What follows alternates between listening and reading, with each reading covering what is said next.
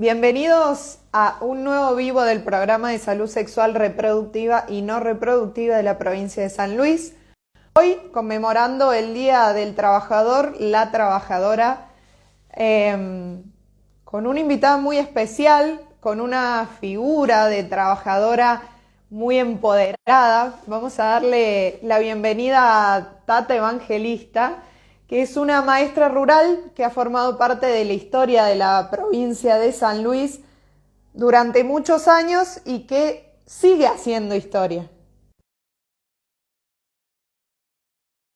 Estoy esperando que me aparezca Tata conectada. Creo que ahí estaríamos. Estamos. Bienvenida, ¿cómo estás? Muy bien, ya entusiasmada esperándote. Perfecta, me encantó. Justo estaba diciendo que bueno, que era un saludo y una conmemoración para el Día de los Trabajadores y las Trabajadoras. Por eso sos la invitada del día de hoy y bueno, y te quiero saludar a vos, justamente por brindar tantos años en este servicio de la educación. Sí, yo te agradezco muchísimo. Yo pasé 36 años trabajando a favor de la educación en nuestro país, en la educación pública, así que lo sigo festejando aún jubilada el Día del Trabajador. Me cuesta asumir o verme en la vereda del descanso porque estoy todavía haciendo cosas por la educación. Contame cómo fue ese recorrido en las escuelas, primero, bueno, en una escuela hogar y luego en una escuela rural, cómo fuiste formándote en este camino profesional. Vos sabés que cuando yo me recibí, porque me recibí acá en Villa Mercedes, entré a trabajar inmediatamente en la escuela Pedernera, pero con los años, después pasé a la T2, me acuerdo, y después con los años terminé trabajando en el hogar escuela, que debo haber entrado en el año 91. En el hogar escuela, en aquel entonces se llamaba Almirante Brown, y era de estas instituciones que estaban fundadas, pero no solamente para trabajar con niños en estado de vulnerabilidad social, sino para albergar a aquellos chicos que vinieran de las zonas rurales donde el acceso a la educación era difícil, ya sea porque la escuela se hubiera cerrado o porque no hubiera escuela o por lo que fuera, o porque vivían a una distancia determinada y sin medio de movilidad como para existir. Entonces, los chicos los traían, ya cuando yo empecé a trabajar, los días lunes, porque antes era 2 veces al año los traían y se iban en las vacaciones de julio y las del verano nomás. Pero cuando yo entré a trabajar, los chicos ingresaban los días lunes y se iban los días viernes. Y este chico que quedaba el pupilo, que era con el que uno tenía más contacto, era chico que venía de estos contextos rurales. Si no era de un contexto rural, era de una situación de vulnerabilidad social, ya te digo, muy extrema para que lo dejaran estar pupilos en el hogar escuela. Entonces, bueno, es como que estuve en contacto de la ruralidad desde lo urbano, si se quiere, ¿no? Porque desde el 91 que venía trabajando con chicos que vienen desde estos contextos. Y después, en el año 2001, el hogar escuela fue reestructurado definitivamente. Esta reestructuración institucional pedagógica consistió básicamente en cerrar la parte del internado y convertirlo en una escuela de jornada completa solamente, lo que hizo que, bueno, que los chicos estos que te estaba nombrando recién quedaran sin la posibilidad de su escolarización de esta manera y en esta institución. Y como yo ya tenía más de 10 años trabajado en la institución, tenía prioridad en quedarme en el plantel, pero pedí el traslado porque intuía que no iba a ser lo mismo, y que ya mi profesión se había perfilado para ese lado y que no iba a ser lo mismo, no iba a trabajar con el mismo placer que lo venía haciendo. Así que fuimos unas cuantas compañeras que terminamos trabajando en la ruralidad, 5 de las que me acuerdo, que pedimos el traslado a escuelas rurales. Y a mí me dijeron Estación Río Quinto, y yo dije, sí, dale, metele, pero no tenía la menor idea dónde quedaba Estación Río Quinto, ni siquiera cómo era la escuela y en qué condiciones estaba la escuela. Así que el primer día que fui, la pasé de largo como 3 veces, porque no la veía, hasta que me encontré con un paisano, un gran amigo después, don Fernández, que estaba haciendo pastar unas ovejas a la vera de la ruta, y me paré y le pregunté, oiga, ¿la escuela acá dónde está? Y me la señaló, y cuando me la señaló me quería morir porque era un rancho. Era, si bien era de material, pero estaba tan precario todo lo construido que era un rancho sin luz, sin agua, sin baño. Y bueno, pero había que ponerle el pecho a las balas porque ya había dicho que sí, así que bueno, me arremangué y me puse a trabajar ahí en el 2002 y claro, pasé casi 19 años en el campo. Pensando justo en esta idea, primero de que las personas de los ámbitos rurales tenían menor acceso a la educación informal, vamos a decir, y después con esta estructura que te encontrás en la ruralidad, ¿cómo actúa una maestra o cómo se desempeña una maestra en esta ruralidad, no teniendo por ahí las comodidades que tenés en la zona urbana o que tenías en la zona urbana?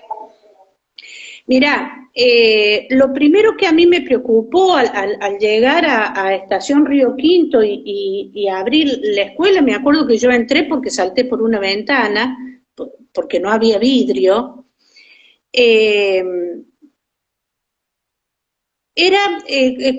cuestionamiento era este, ¿cómo hacer de la educación algo creíble? ¿Cómo volver a hacer de esto que es la escuela que me toca trabajar, esta institución, este pedazo de patria en esta localidad y que la gente lo vea como creíble, como potable? Y eso me llevó un tiempito porque tuve que trabajar mucho con la gente, presentarme, decir que la escuela iba a estar abierta. Había anteriormente un maestro, incluso me acompañó un tiempo un maestro que estaba muy enfermo, pobrecito, él había dado la vida por la localidad, pero estaba muy enfermo, se jubiló ahí nomás. Así que eso fue primero, fueron 2 cosas paralelas, mira, era agarrar cal, las bolsitas de cal que vos con agua la preparás y te pones a blanquear paredes. Con este paisano que me encontré en la ruta, me enseñó a hacer un estucado en los pisos como para ponerle un lampazo con algo y sacar la tierra. Pero aparte, siempre cuento esto, como con una costumbre, digamos, mira qué pava, ¿no? Porque yo necesitaba sentir el olor a lampazo, porque era sinónimo de escuela habitada. Viste que cuando uno se va de la escuela, que llegan las ordenanzas a limpiar, o te pasan el lampazo, te pasan ese acerrín con gasoil, pero qué olor a escuela limpia. No sé por qué asociaba yo el olor al lampazo a la escuela limpia. Entonces necesitaba esos pisos que hice con don Fernández y blanquearla para ponerle una lámina y que se vea, para decir, bueno, a este espacio convirtámoslo en un espacio alfabetizador y acogedor sobremanera, ¿no? Que no nos faltara, aparte, claro, soy maestra, pero a mí me faltaba la florcita, el mensajito, eso de querer colgar y que los chicos sintieran que era un rancho, sí era un rancho, pero también era escuela. Y también estaba abierta y también albergaba y podía posibilitar un montón de cosas. Bueno, paralelo a esto, decir, bueno, ahora hagámonos creíble en la comunidad. Y hacerse creíble en la comunidad era presentarte, ofrecerte si necesitaban algo del pueblo para llevar, bueno, y esto, y sentarte por ahí a tomar mate y no decir nada, y esto que hicieron que yo fuera alfabetizada, si se quiere, por ellos en este ambiente que es la ruralidad y que es lo más maravilloso que me ha pasado, ¿no? Siempre mencionas, y me quedo con esta idea de alfabetizarte dentro de lo rural, la idea de transmisión de saberes, que es algo que tenés por ahí muy incorporado. Me gustaría que me cuentes cómo es esa idea de cerrar el ciclo de los saberes que te transmite un alumno, una comunidad, y los que vos le podés transmitir. Bueno, mira, con esto de que yo empecé a visitar y a hablar con la gente y empezamos a juntarnos y a ver qué podíamos hacer por esta escuela, cómo la levantábamos. Después se hizo una construcción de una escuela alucinante, ¿no? Pero fueron a los años. Y ahí te das cuenta vos que toda currícula que nosotros vemos está hecha desde la ciudad para el campo. Está vista desde acá para allá. Y no es lo mismo que estar allá. Porque la currícula tal como la conocemos por ahí es irrespetuosa del contexto. Y uno tiene que ser muy prudente y muy respetuoso del contexto. Mira, a mí me da siempre la sensación que los chicos vienen con su contexto y su realidad cococho en la escuela. Y no es que lo dejan afuera, entran con ese contexto y nosotros nos damos el lujo de desconocérselos, ¿no? Entonces, bueno, empezamos a hablar de esto con los pares, digo mayores, con vecinos, con padres, con madres, con abuelas. Y empecé yo fundamentalmente a cambiar la mirada y a darme cuenta que hay saberes que son esenciales y que tienen que estar en una currícula. No hay nada más muerto que la letra escrita muerta. La currícula necesitaba ese soplito de vida. Y digo, y acá tenemos que ser, la escuela tiene que ser la transmisora y la que conserve y rescate estos saberes. Y empezamos con algo que nos trajo, mira, pero muchísimas satisfacciones, que fue el hilado de lana de oveja. Empezamos a hilar lana de oveja de modo tradicional, con el uso o con una rueca eléctrica, a intercambiar saberes de tejido de diferentes telares e incluso a 2 agujas, y nos juntábamos en la escuela todos los sábados durante 2 años consecutivos. Yo viajaba los sábados, abría la escuela, pero justamente para esto, ¿no? Para esto de nos sentamos, por ahí se daba la charla, por ahí era un silencio, pero era compartir otro tipo de conocimiento, pero conocimiento. Entonces empezamos a analizar cuáles eran las raíces que nos tenían mejores que otras, dónde estaban los colores más fuertes, cómo combinar colores o teñidos o naturales en un telar de patio. Bueno, empezamos a hablar de lo cotidiano desde el saber. Y cuando eso pasa, es uno la que se calla la boca y aprende, porque son los otros los que enseñan. Así que esto abrió la puerta para un montón de cosas que se vivieron luego en la escuela. Presentamos un proyecto a nivel provincia, me acuerdo que lo ganamos, los chicos que participaron vinieron con cámara de fotos, me acuerdo, y esas cosas, que fue el reconocimiento de las plantas medicinales que tenemos en la zona, pero no solamente el decir, supongamos, esta es la peperina, esta es la manzanilla, no, esta es, suponete, la pezuña de vaca, y sirve para bajarte el azúcar en la sangre, para los diabéticos. Bueno, perfecto, pero ¿cómo se toma?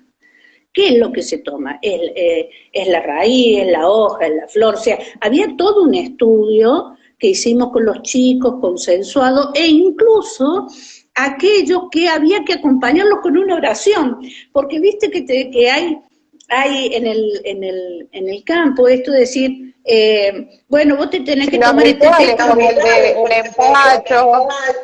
tal cual, vos te tomás este té, pero vos tenés que encomendarte a fulano, mengano, y no, para no errarle a los santos, nosotros todos tomábamos nota. Bueno, hicimos varios estudios así, en diferentes ámbitos, y siempre tratando de incorporar esta es la imagen invisible de la mujer rural alrededor de todas estas cosas, ¿no? Que es por ahí la que, no es, te digo, la que más sabe, pero la que acumula conocimientos, porque los implanta en la vida cotidiana. Y así Sí, hicimos los un buen grupo transmite. tal cual, así hicimos un buen grupo de madres y abuelas trabajando en conjunto en la escuela. Contame, me quedé pensando justo en la idea de la mujer invisibilizada. Contame cómo es la feminidad y la masculinidad en la ruralidad. Bueno, en la ruralidad no escapa a lo que conocemos como un ambiente machista, te diría casi por excelencia. Aunque ha cambiado mucho desde que yo fui en el 2002 al día de hoy. No solamente por los cambios establecidos, digamos, culturalmente, antes en el 2002 no se hablaba de feminismo como se habla ahora, no se habla de un derecho a la salud reproductiva, por ejemplo, sexual reproductiva en el 2002 como que se habla ahora, sino también por algo que es propio del avance, del progreso, que es la incorporación del celular como medio de comunicación. Vos imagínate que en una zona de estancia como el trabajo yo, o trabajaba yo, vos tenías un casco o una familia a 7 u 8 kilómetros de la próxima. Entonces, supongamos, no había o no estaba esperado este encuentro, por ejemplo, de la mujer que se hace amiga de la vecina, pero está a 7 kilómetros, que no podés ir caminando, tenés que sacar el tractor, tenés que ir a caballo o en algo tenés que ir, o sea, y digo que por ahí la lejanía y el silencio complotan con ciertos derechos o asistencias, ¿no? Bueno, el machismo es una estructura tan fuerte, tan feroz, tan incorporada que da la sensación que vos la tocas y que dejas de ser porque se te mueven todas las estructuras, ¿verdad? También hicimos todo un trabajo sobre eso y la implementación de la ESI en la escuela en cuanto salió como ley nos favoreció muchísimo, muchísimo. Al menos para empezar a hablar que el silencio generalmente nada tiene que ver con la salud. Y siempre hacíamos reuniones de madres, mujeres, vecinos, todo lo que quisieran ir a la escuela, y se comentaba lo que se iba a trabajar con los chicos. ¿Te das cuenta? Para hacer todo avance en sintonía. Y en esta idea de aplicarla, que justo la mencionaste vos, ¿cómo era el consenso con la familia, ya que era todo hablado, si recibiste críticas, cómo lo pudiste ir desarrollando en los diferentes niveles? Siendo también unipersonal, ¿no? Sí, la ventaja que tiene también las escuelas de campo, que al ser la matrícula tan chiquita, por ahí vos tenés 5 familias. Tenés 13 chicos, pero son 5 familias nomás, por ejemplo, ¿no? Y yo me acuerdo que 5 familias eran las que tenía en la escuela cuando la ESI salió como ley. Entonces, había un montón de prejuicios, vos imagínate, eran a rolete. Ahora los chicos, ¿qué les irán a enseñar en la escuela? Voy a darte idea. Y yo había hecho un cartel que había puesto, me acuerdo, arriba de la puerta de la cocina, que vos cuando entrabas a la escuela veías así la cocina al fondo, que decía, acá se puede hablar de ciertas cosas. Era solamente eso, decía, acá se pueden hablar de ciertas cosas. Entonces empecé a conseguir un material que había hecho La Nación, que fue muy lindo, o al menos a mí me sirvió en este contexto, que eran unas revistas explicativas para familias, para trabajarlas también desde la escuela. Entonces llamé a los padres a una reunión, llamé a las familias a la reunión, donde expliqué los alcances de la ley y les di la revista. Solamente un papá varón estuvo de acuerdo. Los demás me miraron con una cara que vos no te imaginás, me querían comer viva. Y las mamás asentían a ese papá que estaba de acuerdo, pero no se animaban a hacerle frente al propio que tenían al lado con careculo porque yo estaba diciendo lo que estaba diciendo, ¿verdad? Bueno, expliqué que esto era un alcance de ley, que así como yo no les digo a ellos o no les muestro, porque no es obligación, pero se lo podría mostrar cuál es el programa que tengo en matemática, les estaba diciendo por ser nuevo que esto se iba a empezar a implementar y cómo se iba a empezar a implementar. Bueno, la cosa quedó ahí. Con el tiempo, te digo, mes y medio, las mamás empezaron, sabe señorita que yo estoy muy contenta porque hay cosas que yo no sé cómo hablarlas en mi casa, que no me animo, o que como a mí no me lo explicaron, yo no sé cómo decirlas. ¿Viste esas cosas? Y el padre es un torpe, el padre él hace esto, bueno, y ya empezamos como a delegar en la escuela un montón de cosas que eran esperables que fueran en el ámbito familiar. Y cuando empezaron a ver que esto era tan simple como la vida misma, que básicamente estábamos hablando de una criatura que mente, alma, cuerpo, que era integral, que va creciendo y este crecimiento se acompaña, empezaron como a perderles el miedo a ciertas cosas, ¿no? Yo me acuerdo que una de las primeras actividades que hicimos fue reconocernos el cuerpo de cómo hemos cambiado. Entonces todos llevábamos una foto cuando habíamos sido bebés y la poníamos en la escuela. Y yo llevé una foto mía cuando yo había sido bebé, eso me dio mucha ternura porque una nena me decía, ¿qué? ¿Vos fuiste bebé? Como si a mí me hubiera parido vieja, ¿no? Digo, bueno, esto de cómo cambia nuestro cuerpo, y este cambio de nuestro cuerpo hay que acompañarlo, hay que respetarlo y hay que conocerlo, ¿no? Bueno, y así fuimos trabajando e incluso la madre soltándose en un montón de cosas y en otras actividades que pudimos hacer, reuniones y capacitaciones del derecho de mujer, de salud sexual, reproductiva y no reproductiva dentro de la escuela, jornadas sobre la no violencia, reconocimiento de algunos paradigmas que se dan en los hijos adolescentes y cómo preverlos de situaciones que se normalizan como los celos del novio o esta posesión del hombre hacia la mujer. Y bueno, ¿y te has encontrado en esta situación algún contexto de abuso, de violencia particular que has tenido que intervenir desde el rol docente? Sí.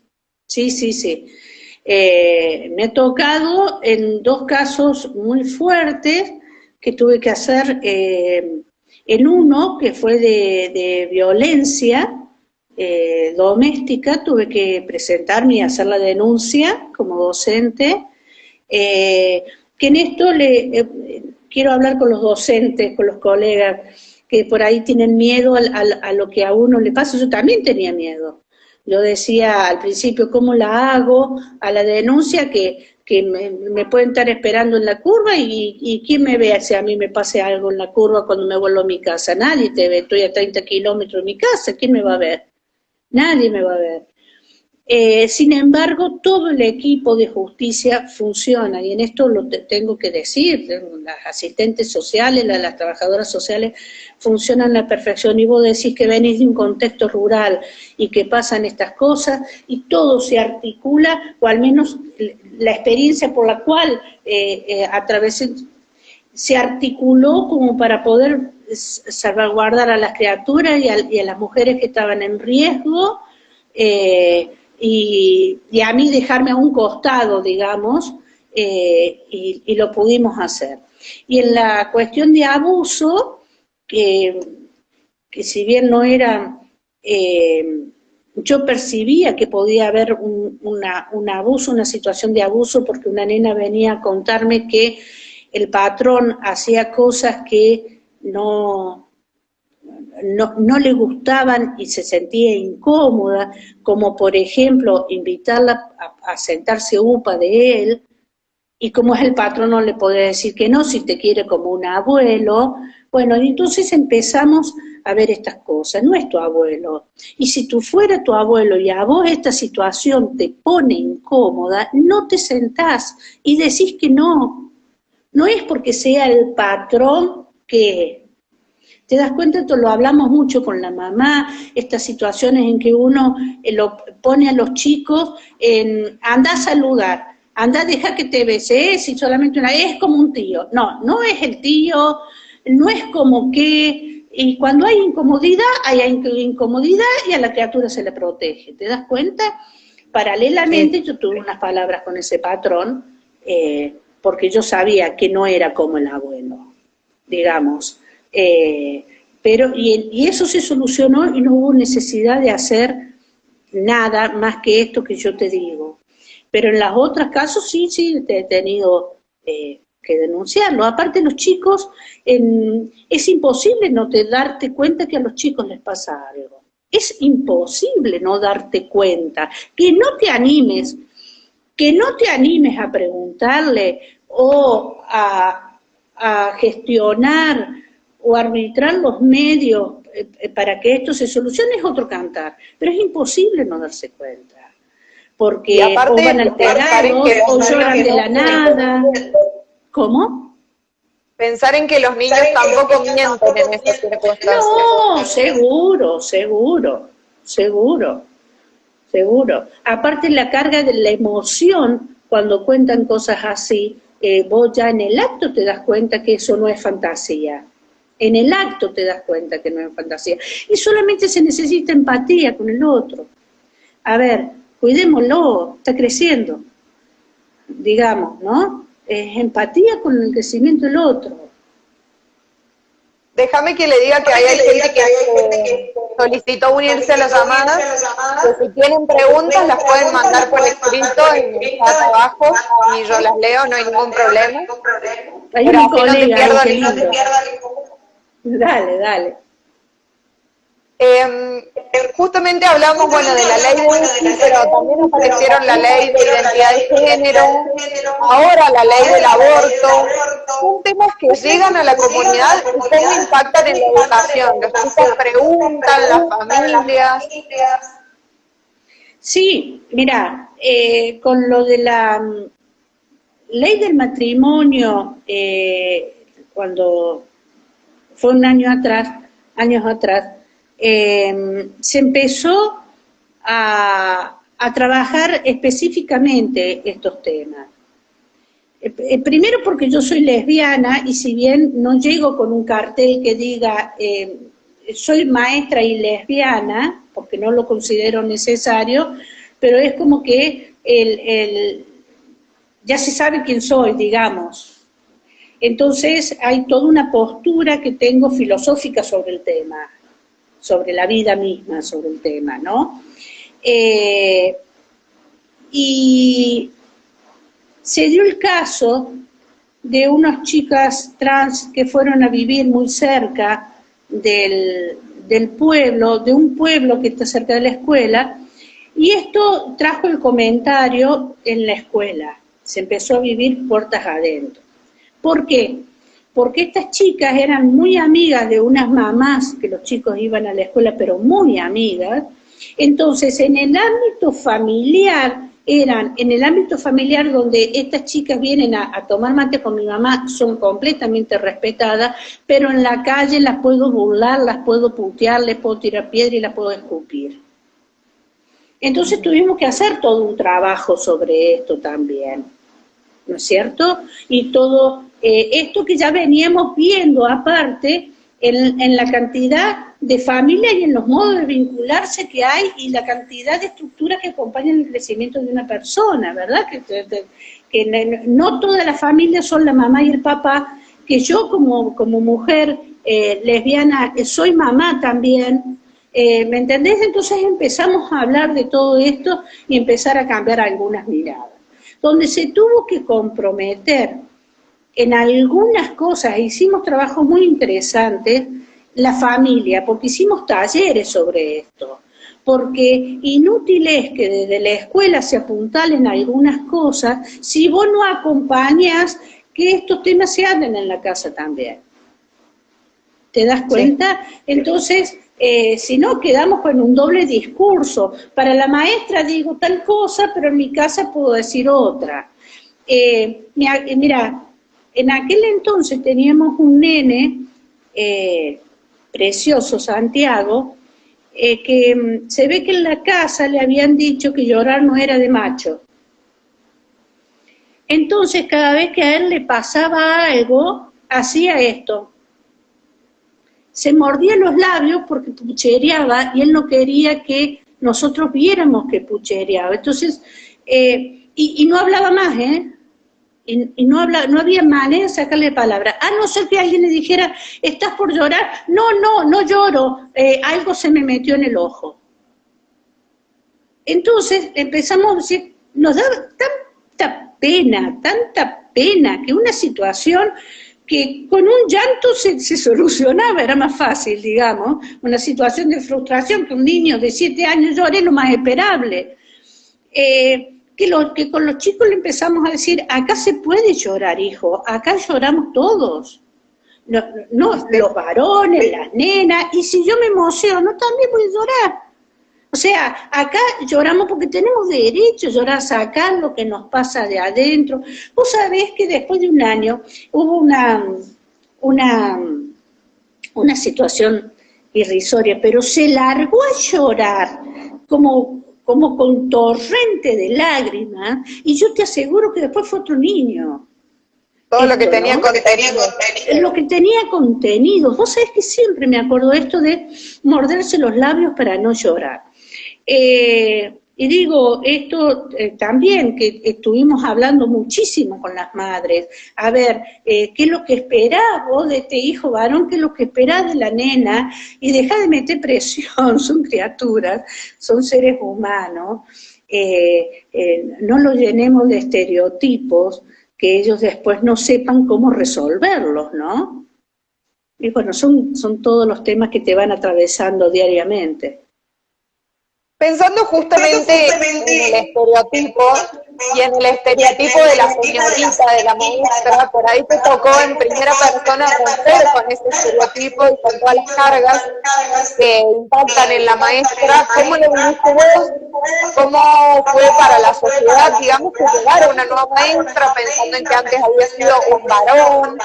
Y bueno, y toda su permanencia, ¿no? Mira, yo lo vivo bien, o sea, yo ni me doy cuenta, yo voy y encaro nomás, digamos, pero sí, indudablemente he sido una figura por ahí muy fuerte o muy respetada. Me acuerdo una vez que una mamá me dijo, agradeciéndome que yo que haya sido la maestra de sus hijos, esta mamá me dice, porque vos, Tatá, serás lo que serás, pero como maestra. Entonces claro. Yo le pregunté, ¿y qué soy? Para ver si se animaban a definirme, a ver, digo, ¿por qué? ¿Qué es lo que se quiere decir con este serás lo que serás? Pero como maestra.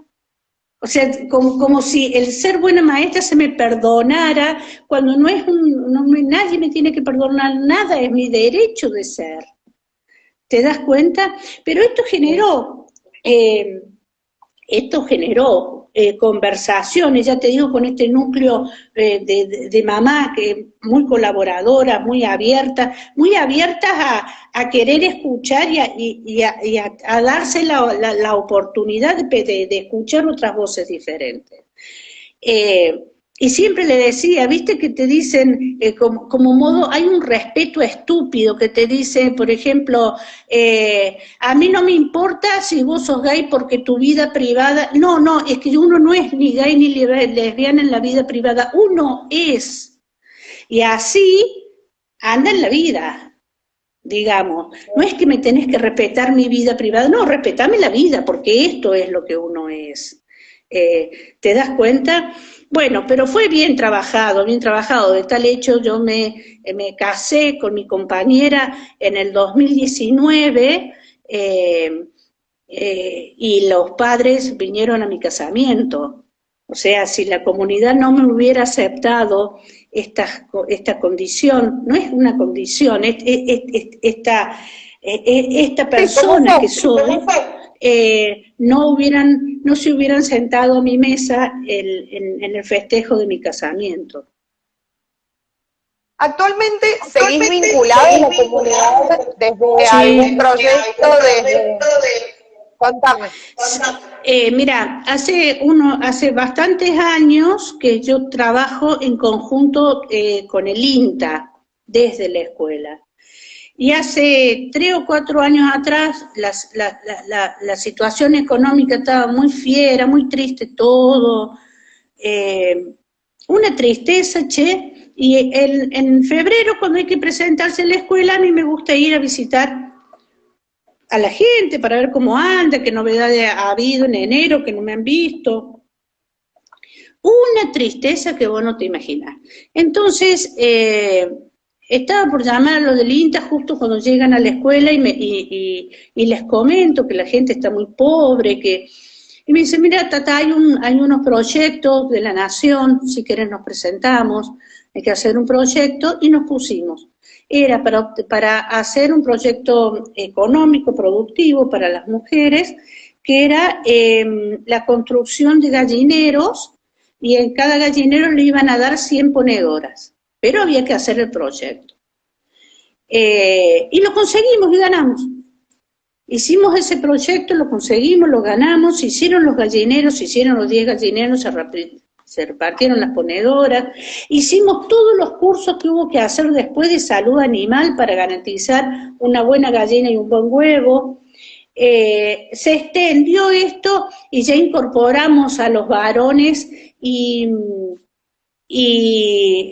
empezamos toda una capacitación para usar parideras para las chanchas. Fue un trabajo con el INTA que fue excelente, excelente.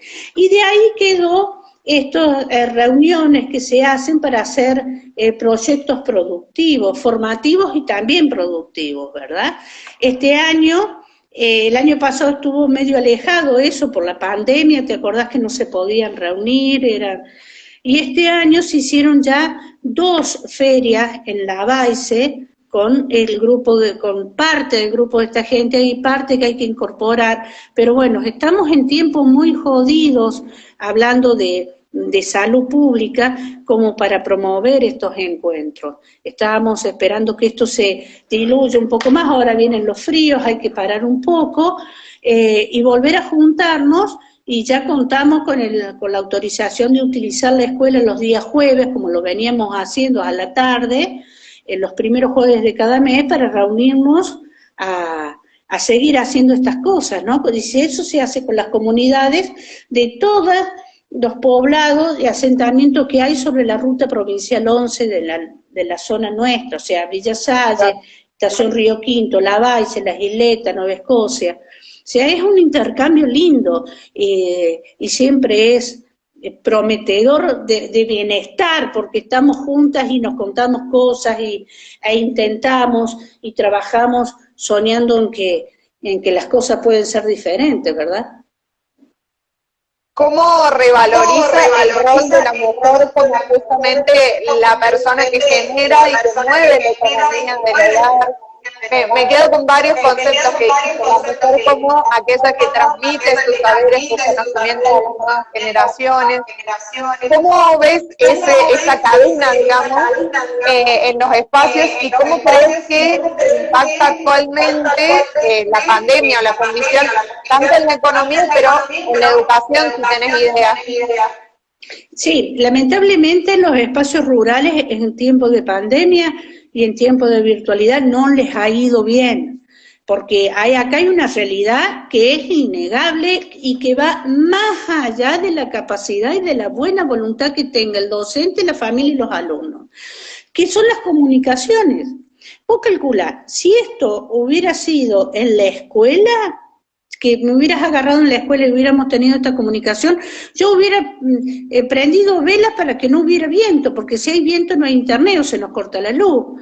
Hay una sola compañía de celulares que te da medianamente la señal para mandar un WhatsApp, porque si tenés que llamar, vos tenés que caminar por toda la vía para ver dónde tenés una señal como para comunicarte con los demás, así que es jodido el tema de la pandemia y la educación en ambientes rurales donde, bueno, nada, yo tenía alumnos donde todavía 2020 no tenían luz en el campo y tenían que prender el motor a cierta hora, o sea, de ahí, y hablame entonces de señal de celular cuando los chicos se suben a un monte para ver si agarran señal.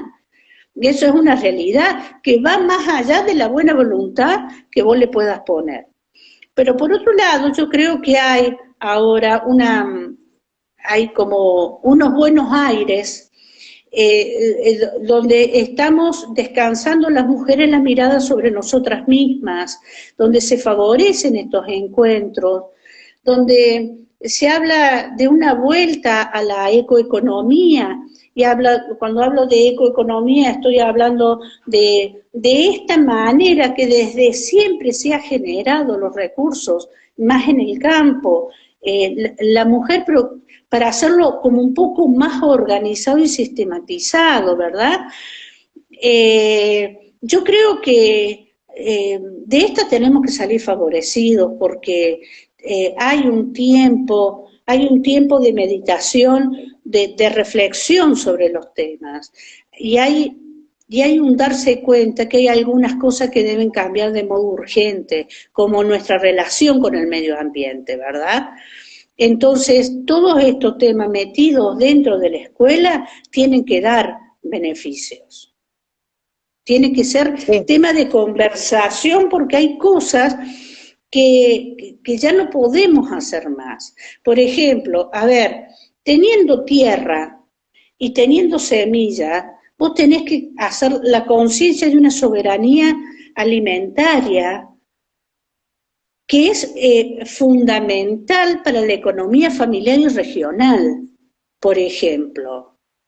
Y ahí nomás vos podés acercarte a los más viejos y preguntarles cómo se prepara la tierra, cómo preparaban ellos, cómo aprendieron ellos de sus viejos a preparar la tierra, cómo se respeta estos ciclos de la naturaleza. Y enseñás matemática de paso, porque podés ver los números que implican los ciclos de la naturaleza, ¿verdad? Entonces hay un conocimiento como espiralado hacia adentro que hay que rescatar en estos momentos, porque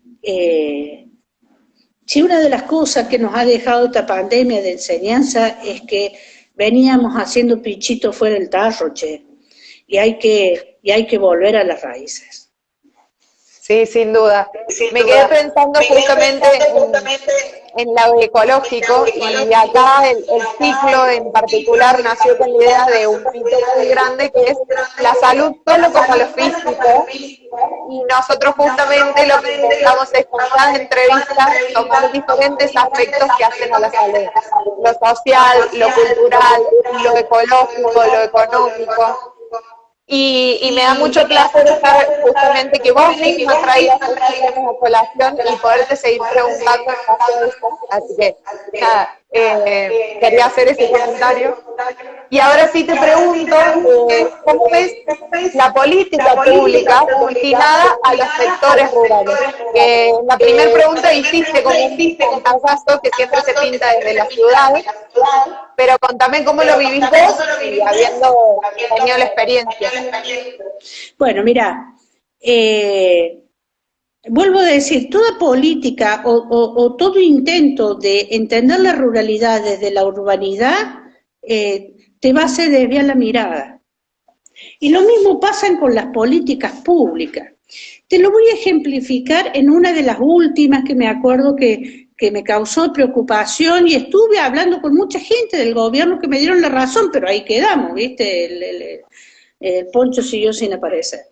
En el sentido de que hace unos años atrás el gobierno provincial, con muy buen tino, sacó un programa, que no sé si habrá funcionado o no, pero sacó un programa para chicos de 16 en adelante, que era mi primer paso, mi primer empleo, no sé cómo era. La cuestión es que vos tenías que hacer unas pasantías en algún negocio o aprendiendo algún oficio o algo, y se te daba una beca a cambio de esa prestación de servicio o tiempo de aprendizaje, como quieras llamarlo. Y cuando salió eso, lo primero que pensé, ¿y en el campo? ¿Y los chicos en el campo?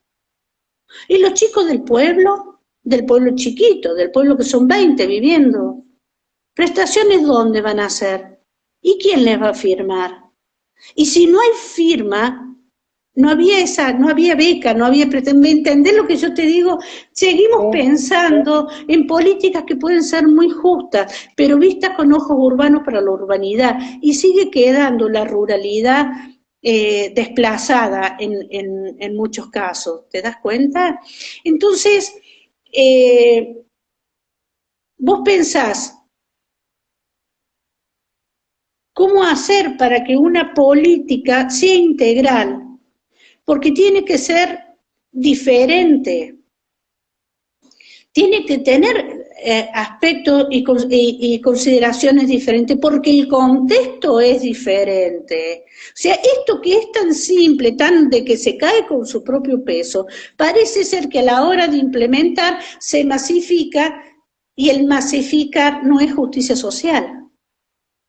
¿Se entiende lo que te digo? Por eso hay como un vaciamiento de políticas públicas que vayan hacia el campo. Ahora, el año pasado se acercaron un poquito más y acercaron un par de frutales, un par de ideas, pero falta acompañamiento. Tienen muy buenas ideas, pero falta acompañamiento, falta presencia. Cuando vos hablas de políticas públicas para todos, ponete zapatillas para caminar si vas por una vereda, pero ponete calzado donde no te quedes en el Guadal, porque vas a tener que caminar en todos los caminos que tenga la provincia, ¿verdad? Entonces, hay políticas que no llegan, es al pedo, hay políticas que no llegan. ¿Y por dónde lo canaliza la gente? La gente lo canaliza por la escuela. Fíjate vos, ¿no? Che, maestro, usted no me podrá, usted que conoce no podrá conseguirme o darme o firmarme o ver, ¿ves? Y te terminás enterando e involucrando, porque hace muy bien la gente de apropiarse de la única institución que tiene a mano, que es la escuela. Porque ya lo decía Polo Godoy Rojo, ese pedacito de patria puesto en la nada es la escuela rural. Bueno, Tata, creo que me quedo con esa reflexión y me quedo con todas tus enseñanzas. Para mí fue un placer compartir con vos. Y déjame agradecerle a Paula Cachaban, que está del otro lado ayudándonos con la parte técnica. Bueno, mira, a mí me gustó mucho que me llamaran para participar de esto. Siento que siento esperanza cuando la gente me llama o me pregunta sobre la ruralidad, pero no es porque me llamen o me preguntan a mí, porque el tema está en el tapete, y si está en el tapete, puede estar en la boca de todos, y nosotros necesitamos estar en la boca de todos. Si no estás en la boca, no vas a llegar al sueño de ninguno, y nosotros queremos que también se sueñe con la ruralidad, para la autonomía de la ruralidad, ¿verdad? Para que sea un proyecto de vida que enraíce y que permita una vuelta de tuerca que tanto estamos esperando y necesitando. Bueno, ojalá que el trabajo siga dando buenos resultados y que esté en boca de mucha más gente de todas tus vivencias y la de tus colegas. Sí, por supuesto, la de mi colega sobremanera. Bueno, y Muchísimas feliz día gracias. de la trabajadora Gracias. nuevamente. Gracias y muchísimas gracias. Lo que hacen del programa realmente llega y se difunde. Yo te agradezco muchísimo la convocatoria. No, Y gracias a vos. seguimos Nos vemos la próxima. Nos vemos. Sigamos por más derechos. Por más derechos, sí, claro que sí. Hasta luego. Hasta luego. Hasta luego.